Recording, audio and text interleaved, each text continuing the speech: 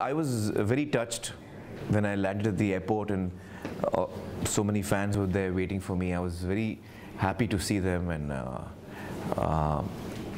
it was a lot of chaos, but I was very happy with the emotion with which they came, and I was very touched and very moved by that. I wish I could stop and spend some time with them, but I'm hoping to do that now because I'm going to be here for the next 4 days, and I'll be interacting with my fans in the cinema hall and theaters. I'll be talking to them, and I've tried to arrange in the schedule many interactions with people so that I can actually have a conversation with my fans, get to meet them and talk to them. Yeah. I think all across the world, it's not just in Turkey and India, I think all across the world, historically and for many years now, half our population across the world has always had a secondary position. I feel that women have not been given the equality that they deserve. All over the years, historically speaking, and in every part of the world this has happened. So it's high time that we recognize that why should we treat anyone different, whether it's a girl or a boy, a man or woman. There should be complete equality, and equal opportunities should be available to everyone. So that's something that is very important to me. It's important to me in terms of male and female.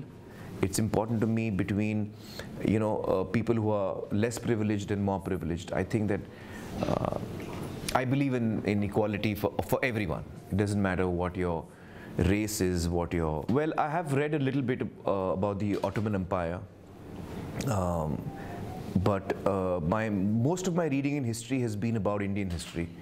I would like to know more about Turkish history and culture, and while I'm here, I'm going to collect a lot of books which I will take back with me and learn more about it.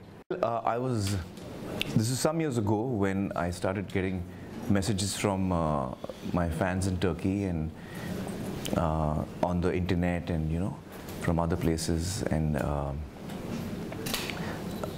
when it started I was quite surprised to know that people in Turkey are watching my films, and I was very happy to know that.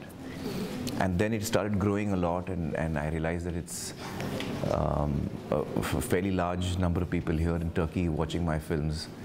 I think it began with Three Idiots, if I'm not mistaken. And I was really happy to know that.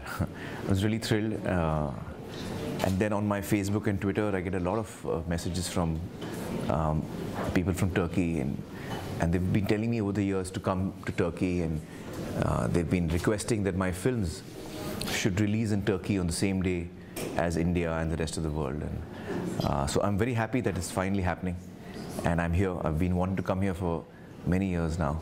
No, I wasn't expecting that. We were making a film which we all believed in, and a story that we loved, and the film was called Lagan, and essentially it was made for an Indian audience, and I had no idea that it would travel to different parts of the world, and audiences in different parts of the world would like it so much. But it was really thrilling.